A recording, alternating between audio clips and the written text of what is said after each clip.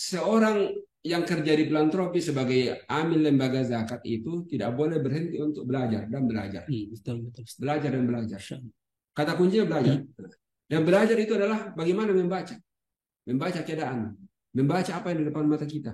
Nah, membaca apa yang tersirat maupun tersurat. Nah, kita harus bisa membacanya. Dan seiring pada waktu kita akan tumbuh, berkembang menuju kedewasaan yang lebih siap, insya Allah. Insya Allah.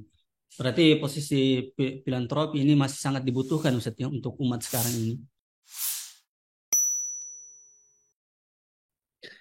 Baik, bismillah, assalamualaikum warahmatullahi wabarakatuh. Waalaikumsalam warahmatullahi wabarakatuh. Alhamdulillahirrabbilalamin, wassalatu wassalamu ala rasulillah ma'bad. Sahabat inspirasi, alhamdulillah hari ini kita kedatangan tamu spesial, insyaallah tentunya bersama Ustaz Syahrudin. Nah, kita mungkin tidak bosan lagi melihat muka beliau, apalagi kita membahas hari ini filantropi. Nah, insyaallah ini tentunya sangat khusus dan sangat spesial kalau dibahas oleh narasumber kita pada hari ini. Tentunya teman-teman sekalian, sebelum kita membahas lebih jauh, kita tentunya sangat penasaran bagaimana sebenarnya kehidupan keseharian dari narasumber kita pada pagi hari ini. Sebelumnya, Assalamualaikum Ustaz. Waalaikumsalam warahmatullahi wabarakatuh. Bagaimana kabar Ustaz? Alhamdulillah. Keluarga Ustaz, bagaimana kabar? Alhamdulillah, sehat semua. Alhamdulillah, iya. Hal yang sangat luar biasa itu kalau kita semua sehat. Alhamdulillah, iya. Jadi akhir-akhir ini gampang sakit Ustaz. Jadi kayaknya rawan-rawan sakit orang. Jadi harus memang siap sedia untuk menahan gejolak sakit yang datang di tubuh kita. Ya. Betul. Ya Ustaz, saya penasaran Ustaz ini mengenai perjalanan hidup ini Ustaz. Katanya dulu pernah ke Jepang sampai akhirnya sekarang bisa jadi direktur utama Wiz. Ya, bagaimana ceritanya itu Ustaz? Prinsip hidup kita itu adalah berjalan di air mengalir dari puncak gunung yang turun ke lembah, menyisiri lereng-lereng, bahkan membelah bebatuan, ya, melintasi perkampungan, bahkan sebagian tembus ke kota-kota. Ya, Insya Allah. Yang suatu waktu dia akan bermuara di lautan. Masya Allah. Itulah kehidupan kita. Kita tidak boleh kaku dengan kehidupan ini. Bagaimana Allah mengatur perjalanan kita, maka kita ikut. Dan bagaimana peluang-peluang di depan, maka kita siap melihat peluang itu dan menyiapkan diri. Iya, betul-betul. Jadi intinya harus tetap siap dan sedia menerima tantangan untuk terus melaju ke depan, Ustaz ya. Seperti itulah, dan kita hal lahir sebagai manusia adalah sudah siap dengan tantangan. Maka betul. Seorang yang sudah siap lahir, maka dalam kehidupannya juga siap selalu menerima tantangan itu. Dan apatah lagi kita sebagai muslim, maka mental bukan mental penantang ya, mental siap dengan tantangan, mental siap dengan hal-hal yang baik, suka maupun duka di depan kita, maka kita harus siap selalu. Insyaallah. Ini banyak yang penasaran ini Ustaz. Bagaimana awal mula Ustadz ini ditunjuk sebagai direktur utama Wiz? Masya Allah. Tentunya ini menjadi tanda tanya besar Ustaz. Banyak dengar kah? Masya Allah. Jadi saya itu tidak ada dalam benak saya untuk profesi di sini. Tapi karena prinsip kita bahwa kalau bukan kita, ya siapa lagi? Masya Allah. Kalau diberikan peluang, ya kita harus siap untuk menangkap peluang itu. Dan kita berupaya mengkondisikan diri kita siap dengan peluang dan tantangan tersebut. Dan jawaban pertama kita adalah kata siap. Masya Allah. Nah, itu adalah modal pertama, siap. Ini luar biasa. Sebagaimana ketika saya dulu di Jepang, kata siap itu adalah kata yang harus hampir tiap saat diucapkan ya. Iya, betul. Ketemu pertama kali siap, bayangkan. Allah. Dan itu disebut dengan hai. Hai. Hai. Nah, kita Itu dulu kalau di Jepang Ustaz ya. Jepang, ya. Insya Allah.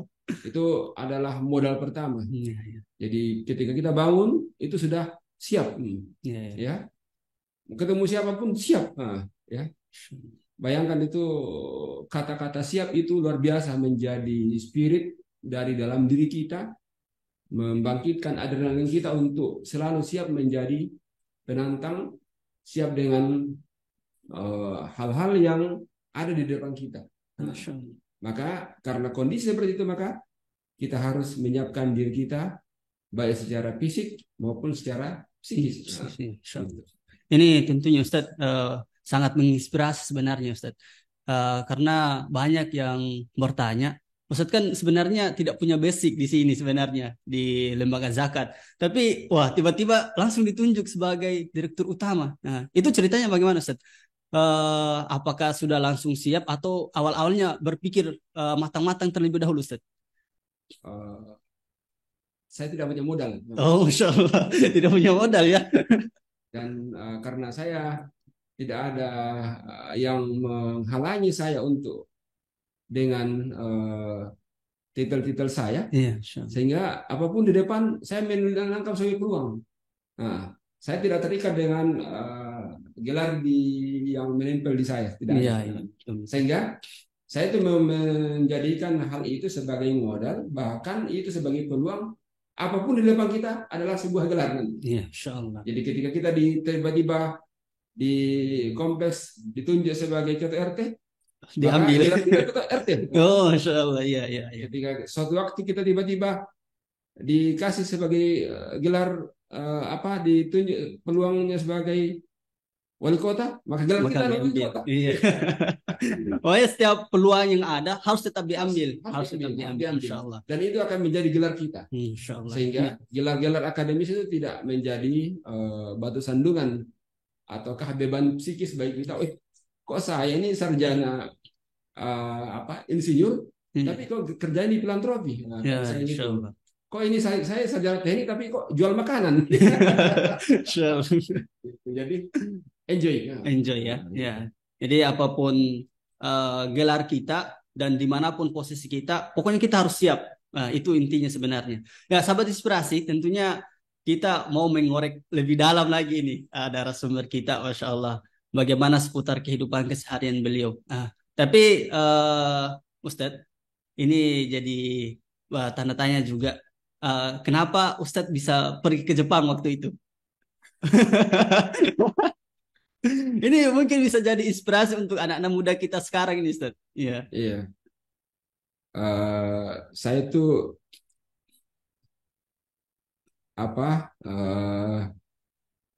tunggu dulu ya. Saya sebar ini. Nah, ya.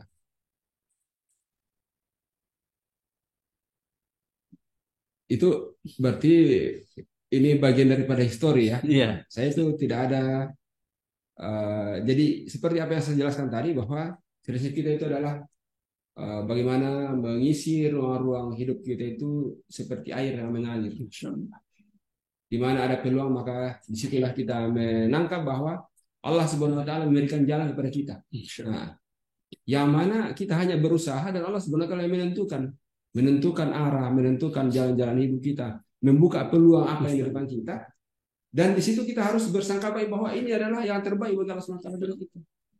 Nah ya, ketika Allah Subhanahu Wa Taala mentakdirkan saya tiba-tiba ke Jepang, ya waktu itu, maka saya memandang bahwa ini bagian daripada tujuannya Allah Subhanahu Wa Taala untuk saya bisa injak ke Jepang, bisa melihat bagaimana kehidupannya, dan membandingkan dengan inspirasi di kehidupan kita yang Islami. Dan alhamdulillahnya, ketika saya di Jepang dengan latar belakang kita yang tidak begitu bukan aktivis Islam, malah saya jadi aktivis Islam di sana. Masya Allah. Jadi girahnya itu muncul dari sana malah. Oh, giro untuk dakwah itu muncul dari sana ya. Dari sana. Masya Allah. Padahal sebenarnya di sana non Muslim banyak. Iya, karena di mana-mana itu ketika kita dalam kondisi sedikit, maka tekanan muncul, di situ malah muncul potensi untuk lebih bangkit. Masya Allah. Jadi kalau Anda ingin tertantang, maka pergi merantau. Oh iya, betul betul betul. Saya juga sebenarnya orang merantau ini, Ustaz. Dari mana? Saya dari Bima, Ustaz. Oh, Masya Allah. jadi kalau Anda ingin tertantang merantau, tidak berada dalam zona nyaman, maka pergi merantau. Masya Allah. Jangan berada dalam ketiak Oh iya. kenyamanan yang membuat kita lupa diri dan tidak tahu apa perkembangan terjadi di luar. Sehingga merantau adalah sebuah inspirasi, dan saya sebelum merantau pun saya sudah baca buku-buku itu. Insya Allah. Sejak SMP sudah suka membaca buku, dan dari situ saya dapat inspirasi. Oh ternyata jalan-jalan usaha itu, jalan-jalan rezeki itu adalah pergi merantau. Dan kita dapatkan seperti itu. Saya bisa ketemu dengan bergaul dengan teman-teman yang dokter-dokter di sana, walaupun waktu itu dokter masih sedikit. Iya betul betul, Ustaz. Iya, iya. Tapi apa sebenarnya tantangan terbesar kita, Ustaz, waktu di Jepang? Karena dulu kan banyak tantangan pasti, apalagi tekanannya banyak. Nah. Tantangan saya tidak melihat sebagai tantangan. Oh iya. Saya hanya melihat sebagai sebuah jalan-jalan yang harus saya harus diambil ya. Masya Allah. Iya, iya. Jadi saya tidak menganggap sebagai ini sebuah tantangan. Yang penting kita sehat. Wah, itu Masya Allah. Yang penting kita sehat. Nah, itu kuncinya. Iya, iya. Sebab ketika kita tidak sehat, maka semua ambyar. Ya, betul. semua pudar. Ya, maka kesehatan menjadi modal yang paling penting, paling utama dalam kehidupan kita. Setelah sebelumnya ya keimanan ya. Iya. Tapi persoalan kesehatan persoalan yang sangat fundamental. Dan itu menjadi hal penting. Jadi ada slogan di dalam ruang kerja itu, utamakan keselamatan kerja. Iya. Tapi kalau di Jepang itu utamakan kesehatan dan keselamatan kerja. Masya Allah. Karena tidak akan kesehatan itu, orang sehat maka potensi selamatnya menjadi lebih besar. Iya, tapi ketika orang sakit, potensi keselamatannya menjadi sangat kecil. Iya betul betul. Jadi bukan sekedar utamakan keselamatan kerja, tapi utamakan kesehatan dan keselamatan kerja. Jadi luar biasa, Mbak. Dan saya merasa bersyukur kepada Allah Taala dengan jalan-jalan seperti itu. Sebab banyak juga teman saya yang sama-sama merantau. Bahkan mereka adalah dulunya rohis di sekolah, iya, bahkan pesantren.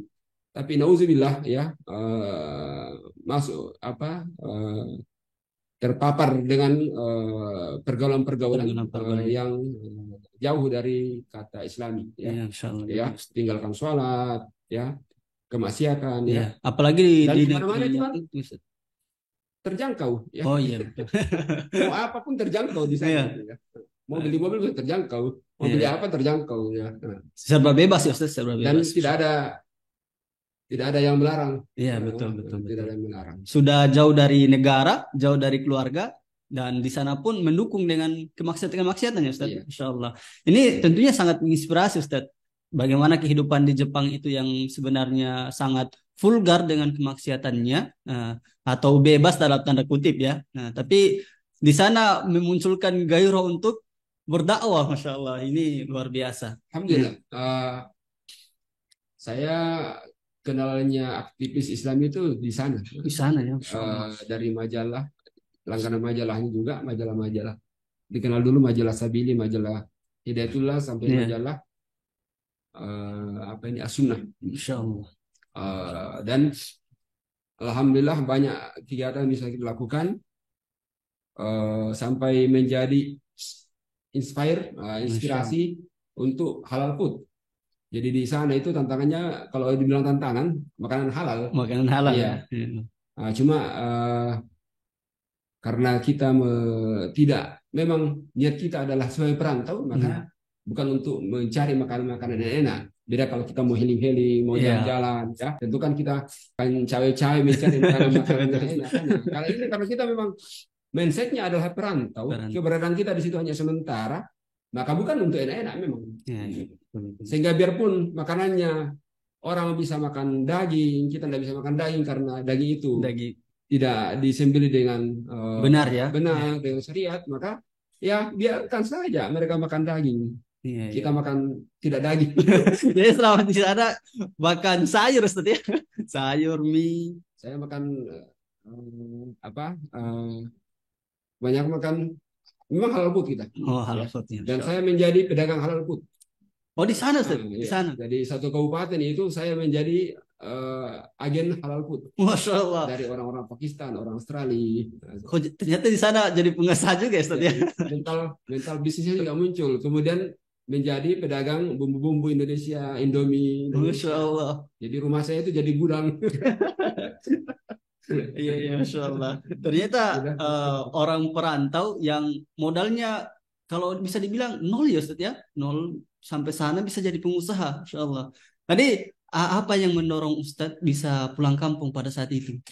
Memang sudah waktunya. Oh, sudah waktunya pulang memang. Kita di luar negeri itu, Iya. ada waktunya masa izin kita itu sudah habis. Oh, Bisa. sudah. Nah, kalau kita melancong itu pekan paling 2 pekan ataukah 2 bulan masa visa kita. Kalau visa pekerja itu paling 3 tahun, masanya itu pun diperbarui per 6 bulan. Oh, insya Allah. Dan waktu ketika harinya telah tiba ya harus keluar dari negara itu. Itu sudah hal biasa di luar negeri. Insya Allah. Ya, ini tentunya perjalanan hidup Ustadz sangat menginspirasi teman-teman. Banyak sebenarnya Ya. yang sangat inspirasi di sana, Ya. termasuk alhamdulillah di beberapa media, baik media surat kabar, lokal, bahkan media nasional pun sempat muncul di TV-TV nasional Jepang. Masya Allah. Tidak terduga. Tiba-tiba waktu Ya. itu subuh-subuh, saya waktu itu sudah kenal namanya Mabit, Ya. Mabit di Masjid Kobe.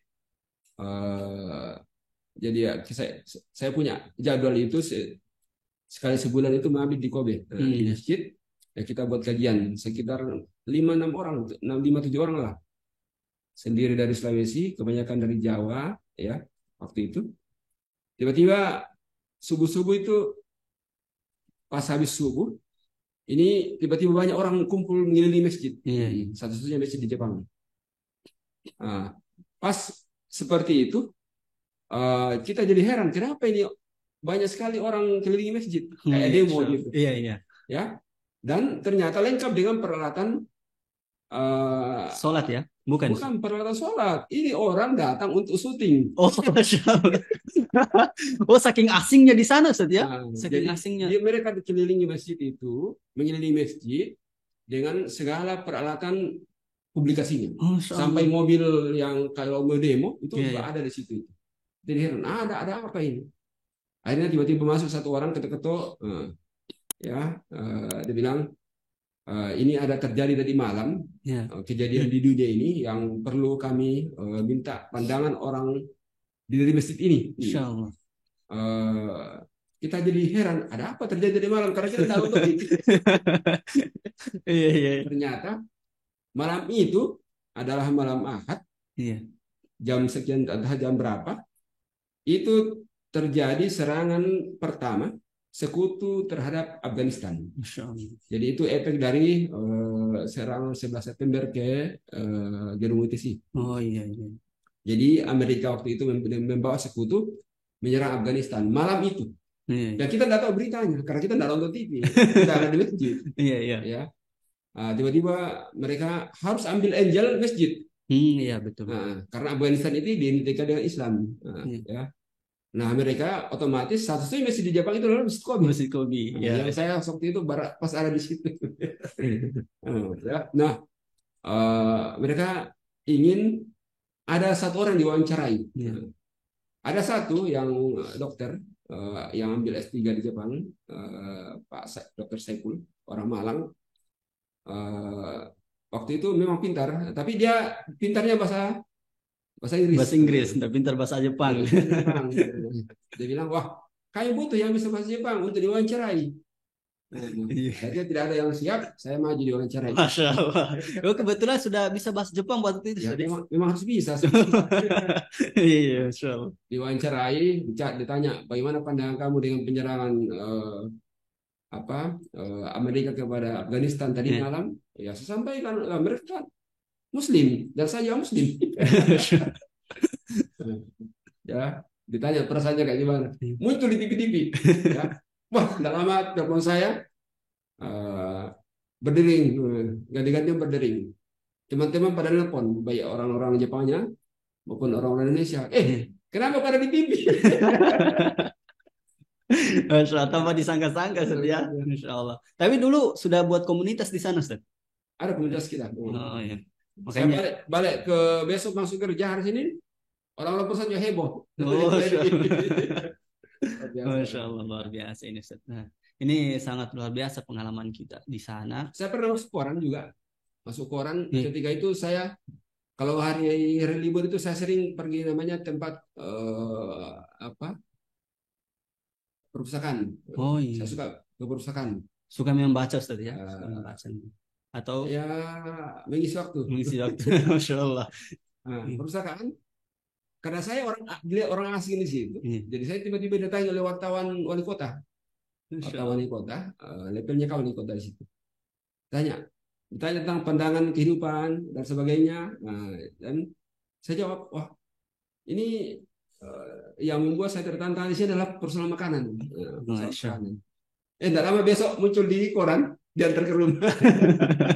Ya, Masya Allah. dengan bahasa mereka. Masya Allah. Ini luar Jadi biasa. kita Ustaz. punya prinsip, punya Iya. prinsip dan siap melihat peluang-peluang ada di depan kita. Insya Allah kalau kita punya pendirian, punya prinsip, punya kesungguhan, insya Allah kita bisa temukan jalan-jalan yang dibuat Allah SWT. Masya Allah. Tentunya intinya ini harus siap menerima tantangan dan harus berprinsip ya Ustaz ya. Betul. Harus berprinsip dalam menjalankan kehidupan ini. Ya ini Ustaz, kita masuk ini pada tema inti kita, pembahasan kita pada hari ini. Ya, bagaimana Ustaz? Ini terkait filantropi. Apakah masih dibutuhkan sekarang atau tidak Ustaz? Ya. Filantropi itu saya ketika ditunjuk sebagai ketua Lazis Wahda waktu itu, saya diminta dua posisi oleh ketua umum, yakni entah jadi ketua Lazis atau ketua DPU. Masya Allah. Saya bilang wah tidak bisa ini, belum punya pengalaman. Nah, ala kulli hal perjalanan waktu akhirnya kita diberikan amanah itu di pundak kita dan baru kita belajar. Oh ternyata ada istilah filantropi. Ya, artinya banyak istilah-istilah harus kita pelajari dan ilmui. Dan alhamdulillah pas kita mengkaji tentang filantropi itu ternyata persoalan filantropi ataukah ide tentang filantropi ini adalah sudah kita jalankan di ormas kita sendiri. Jadi ormas kita adalah salah satu filantropi Islam. Salah satu filantropi Islam, sehingga kalau kita lebih kaji lebih dalam lagi, ternyata kemerdekaan yang kita raih saat ini itu adalah kerja-kerja filantropi Islam yang digagas oleh para pejuang ulama-ulama terdahulu. Sehingga berbicara tentang filantropi itu adalah berbicara tentang bagaimana agama kita ingin berbuat memberikan kemaslahatan bagi umat dan segenap alam, ya kan, rahmatan lil alamin. Itu sebenarnya kata-kata filantropi itu rahmatan lil alamin, insyaallah. Jadi sudah ada penggagasnya dalam agama kita ya Ustaz. Iya, jadi kalau saya Islam itu luar biasa sempurnanya dalam kajian-kajian. Kalau kita mau kaji lebih dalam, sebenarnya tidak ada yang baru, hanya berulang saja. Insyaallah. Dan berulang kemudian ada peristilahan. Filantropi itu bukan hal baru sebenarnya. Dia sudah ada dalam pelajaran Islam. Tinggal kita mau tidak mengkaji tentang Islam itu, merenungi, ya, dan ternyata kita dapatkan bahwa Islam itu maha sempurna dan sudah ada arahan pelajaran yang bisa dapatkan dari sini. Ya, ini Ustaz, karena kita bilang tadi, saya sebenarnya belum ada basic di situ. Ya, apa yang mendorong Ustaz sehingga sampai sekarang masih bertahan Ustaz? Ya. Karena tidak ada pekerjaan lain. Oh, ada pekerjaan yang lain ya. Gini, menjadi seorang kerja di filantropi, ya, memang kita harus menghadirkan hati kita, itu yang paling pokok. Menghadirkan hati kita bahwa ini adalah Yang pertama adalah petunjuk dari Allah Subhanahu wa taala pada diri kita. Nah, sebab bisa jadi kita sebenarnya eh, ingin yang lain, tapi Allah Subhanahu wa taala membukakan jalan seperti itu dengan bahwa itulah yang paling pas untuk kita saat itu. Betul. Ya.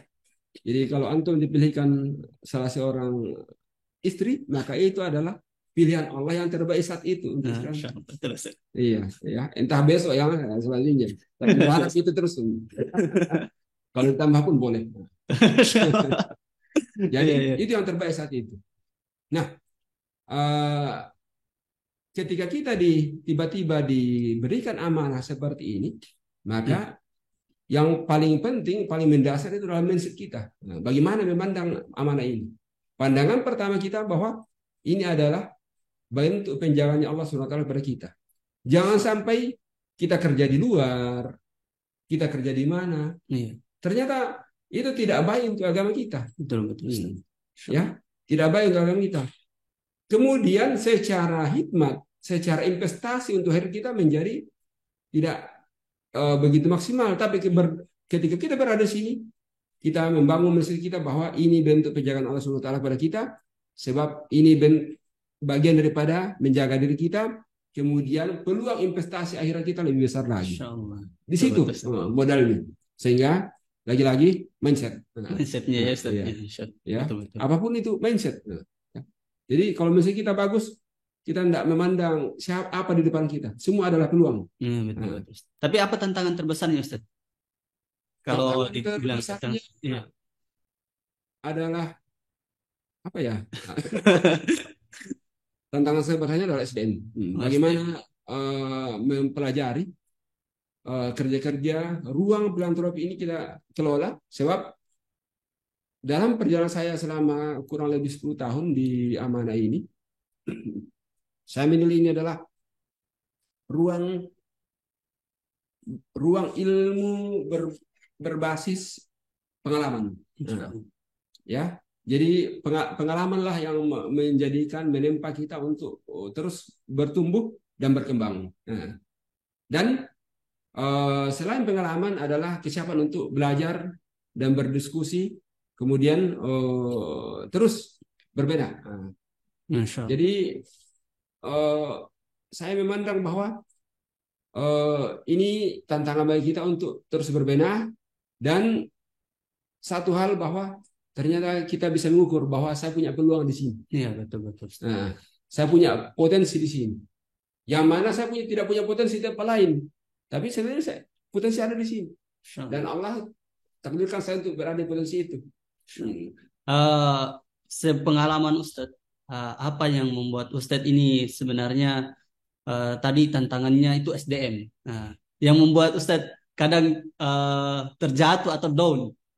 Kan biasanya ada kritikan-kritikan, wah ini begini-begini. Biasanya begitu Ustadz. Ada yang membuat kita down biasanya. Menjadi orang-orang yang kerja di filantropi itu adalah orang-orang yang siap dengan masalah. Betul. Siap dengan masalah. Maka jangan berpikir tidak lepas dari masalah. Iya, betul. Masalah itu dari mana? Masalah dari diri kita sendiri. Masalah dari orang-orang sekitar kita. Orang-orang terlibat bersama kita. Masalah yang terjadi dengan orang yang kita akan selesaikan masalahnya. Jadi jangan berpikir ketika Anda berada di posisi ini, Anda tidak lepas dari masalah. Ketika Anda berada di posisi ini, maka Anda sudah memproklamirkan diri Anda bahwa Anda siap dengan masalah. Insyaallah, betul. Sehingga mentalnya harus terbangun, ya. Bukan berarti tidak mendengar, ya. Betul. Tapi kita fokus bahwa ini adalah peluang yang diberikan kepada saya akan menjalankan sesuai dengan kemampuan saya siap menerima masukan, kritikan sekalipun tidak apa-apa. Sebab ini hanya sebagai jalan-jalan kita berbakti, hikmat umat. Sehingga kalau ada yang lebih baik, tentu kita malah lebih bagus lagi. Sebab kan ini untuk umat, bukan untuk pribadi. Jadi no problem. Jadi bentuk apapun itu, kalau kita ikhlaskan dengan mindset tadi itu, ya, maka tidak ada masalah. Ya, betul-betul enjoy ketika kita ketemu bantal, Tidak sampai 1 menit tidur. Langsung tidur ya. Jadi meskipun pikiran banyak tapi tidur tetap enak ya Ustaz ya. Tidur tetap enak. Iya, Masya Allah. Pikiran itu ada ruangnya, Ya, betul. ya, ada ruangnya. Dan kita memang harus siap dengan beban-beban pikiran itu. Masya Allah. Ketika amanah ini diberikan kepada kita, saya merasa begitu pertama kali dalam hidup saya namanya berat sekali di kepala, tapi ternyata ya kita jalankan sesuai dengan kemauan kita. Ya, betul, betul. Bukan kalau Allah SWT tidak memberikan kepada kita sesuatu yang kita sanggupi. Betul, Nah, betul. jadi ya jalankan sesuai dengan kemampuan dan enjoy saja. Insya Allah. Meskipun banyak pikiran, tidur tetap enak, hati tetap tenang, Masya Allah. Tenang. Karena ini memang untuk umat ya Ustaz ya. Ya. Apapun makanan di kita itu Tetap enak, Masya Allah. Iya, Masya Allah. Apalagi, ya. Kita memang berada di sini tidak boleh besar kepala karena pujian, dan tidak boleh menjadi ciut karena celaan, tidak boleh. Betul, betul. Ya, jadi bukan ruang di sini untuk dipuji-puji, bukan. Bukan ruang di sini untuk lepas dari celaan, bukan.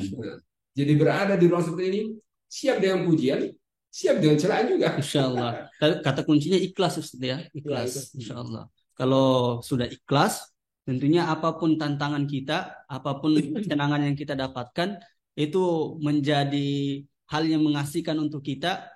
Pikiran kita banyak, tapi tidur tetap enak. Itu kata kunci Ustaz ya. Ini Ustaz, yang terakhir ini Ustaz. Mungkin ada tantangan atau nasihat untuk teman-teman kita supaya bisa menginspirasi mereka bahwa posisi kita atau profesi kita sebagai filantropi itu bukan sebagai tantangan, tapi itu sebagai ujian juga untuk kita. Kita hadir sebagai manusia, sejak awal saya sampaikan bahwa kita hadir sebagai pemenang. Jadi kita sadari, ketika Anda lahir di bumi ini, maka Anda lahir sebagai pemenang. Maka mental itu harus dijaga. Mental itu harus dijaga. Mental pemenang kita harus kita tumbuh kembangkan.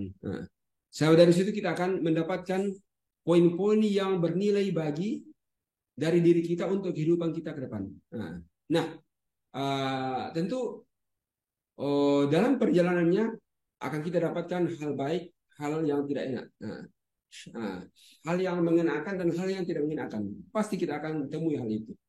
Dan tentu di depan juga kita akan dapati hal-hal yang memudahkan dan hal yang tidak mengenakan. Yang menyulitkan. Ada hal yang dipandang bahwa ini elok, ini waduh tidak nyaman. Tantangannya. Nah, ini semua harus kita jadikan sebagai jalan-jalan ke depan, dan saya kelola sebagai ruang-ruang khidmat kita kepada umat. Baik bagi pengembangan diri kita, investasi akhirat kita, dan juga sebagai dedikasi kita untuk kehidupan yang lebih baik. Insya Allah. Mudah-mudahan ini bisa bermanfaat, tapi saya berharap memang seorang yang kerja di filantropi sebagai amil lembaga zakat itu tidak boleh berhenti untuk belajar dan belajar. Betul. Belajar dan belajar. Kata kuncinya belajar.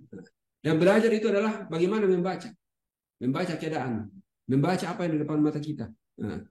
Membaca apa yang tersirat maupun tersurat. Kita harus bisa membacanya. Dan seiring berjalannya waktu kita akan tumbuh, berkembang menuju kedewasaan yang lebih siap, insya Allah. Berarti posisi filantropi ini masih sangat dibutuhkan Ustaz ya untuk umat sekarang ini. Saya memandang bahwa filantropi itu tidak akan lepas dari kehidupan, entah dia mau sekuler, mau sosial, mau spiritual. Di negara-negara yang sangat sekuler pun itu filantropi bertumbuh di situ. Bertumbuh ya. Meskipun orientasinya berbeda Ustaz ya. Ya, orientasinya berbeda. Maka ini kan bagian daripada kerelawanan. Ya, bagian pada hati, kerja hati. Dan setiap orang punya hati. Betul. Punya hal yang terkait dengan keinginan baik, ya. Nah, Kita tinggal mengemasnya dari Islam supaya bernilai Islam. Nah, ketika kita berada di luar seperti ini, maka prinsip kita adalah prinsip inklusif, tidak eksklusif, tidak tertutup, tidak terbatas kepada satu pihak saja, tapi bisa dijadikan sebagai ruang ekspresi kegiatan kita dengan spirit tadi rahmatan lil alamin. Maka ini kita harapkan kalau ada para teman-teman yang bergabung di kerja-kerja seperti ini, maka ini bisa dijadikan sebagai ruang inspirasi untuk bisa lebih baik, baik bagi pribadinya maupun aktualisasinya bagi kehidupannya. Iya. Orang non-Muslim saja atau orang di luar negeri sana saja sangat memperhatikan filantropi, apalagi kita sebagai seorang Muslim, ya Ustaz. Ya, insya Allah. Ada namanya filantropi secara umum, ada filantropi Islam. Dan saya memandang bahwa filantropi Islam itu adalah kewajiban bagi Islam. Ya, sebab dalil-dalil tentang ibadah dengan kegiatan-kegiatan sosial itu ada dalam Al-Quran. Betul. Bahkan dalil-dalil tentang arahan tentang kegiatan-kegiatan sosial itu jauh lebih banyak daripada ibadah-ibadah yang bersifat pribadi. Iya, betul. Itu berarti luar biasa pandangan Islam terhadap filantropi. Nah, bagaimana kita ke depan? Tentu kita harus membangun filantropi yang berbasis ke organisasi yang lebih baik. Supaya apa? Kebermanfaatannya bisa berjangka panjang. Istilah sekarang SDGs, ya, itu harus kita kelola seperti itu sehingga nanti filantropi Islam itu bisa berkembang dan tumbuh dan bisa berkelanjutan. Berarti harus terorganisir, Ustaz, ya? Terorganisir. Sebab kita tidak mau kerja-kerja itu hanya hit and run. Iya, betul. Kerjanya hanya memberikan yang sekali beli sudah itu lepas. Habis. Tidak. Kita harus berpikir pemberdayaan dan kebermanfaatan yang lebih berkelanjutan. Maka program-program kita yang canangkan banyak. Program-program misalnya program-program yang terkait dengan pendidikan, ya, yang sangat orang butuh, ya. Program-program yang bersifat ekonomi, ya. Bukan sekedar memberikan sekali. Orang kan sekarang berpikirnya lebih baik saya saja diberikan langsung pada orangnya daripada lewat organisasi ini nanti prosesnya banyak. Kan biasanya begitu, Ustaz. Orang pikirnya. Ada memang seperti itu. Jadi itu bagian dari keserakawanan dan itu tidak bisa dipungkiri di dunia filantropi ada seperti itu. Ya. Sebab setidaknya ada 3 unsur di dunia filantropi itu adalah ada memang yang sifatnya sebagai pemodal, memberikan donasinya, anggarannya kepada siapa untuk dikelola. Kemudian ada yang memang bersifat sebagai perantara. Kemudian ada yang bersifat sebagai fasilitator, yang hanya menjalankan amanat-amanat mandatori dari donatur. Kalau di lembaga zakat itu kayaknya berada di level pertengahan itu, perantara. Jadi kita itu menjadi perantara antara muzaki dengan kebutuhan mustahik. Dari donatur dengan orang-orang yang disantuni. Ya. Tapi yang lebih cocok untuk Indonesia itu bagian mana, Ustaz? Kalau untuk Indonesia? Indonesia itu kan masuk level ketiga, ya. Kalau saya sering bagi kategori filantropi dunia dari tinjauan Islam, ya. Indonesia itu walaupun negara penduduk terbesar di dunia, tapi masuk kategori ketiga. Yang pertama itu adalah negara-negara yang menerapkan syariat Islam, sehingga negara itu hadir dalam kerja-kerja filantropi. Sehingga negara begitu kuat mengelolanya, dan negara itu hadir sesuai dengan amanat. Kalau kita undang-undang, fakir miskin dan anak terlantar dipelihara oleh negara. Itu fungsi negara itu ada di atas itu. Pertengahannya adalah negara hadir mengayomi. Tapi sosialisasi kerja-kerja sosialnya dari bawah, ya, itu juga berjalan. Kalau di level ketiga itu adalah negara bukan cuek, tapi hanya memberikan legalisir saja. Iya. Ya, tidak memberikan ajus kepada yang bersifat undang-undang, ya, tidak membersihkan ruang yang sangat besar untuk hal itu. Dia hanya memberikan Legalitas legalitas saja, ya, ya. legalitas. Legalitas saja untuk mereka bekerja. Iya, ini sangat menginspirasi Ustadz terkait kisah perjalanan hidupnya atau sekitar profesi tak sekarang Ustadz ya. Mungkin insya Allah kita akan kembali lagi nanti tentunya dengan pemateri-pemateri kita atau bintang tamu kita yang lebih menginspirasi lagi insya Allah ya. Kami ucapkan syukron Ustadz atas waktunya yang sangat luar biasa ini. Teman-teman inspirasi, jangan lupa saksikan kembali pertemuan kita selanjutnya tentunya dengan bintang tamu kita yang sangat menginspirasi. Insya Allah kita akan kembali lagi. Kami ucapkan barakallahu fikum. Assalamualaikum warahmatullahi wabarakatuh. Waalaikumsalam warahmatullahi wabarakatuh. Syukur Ustaz.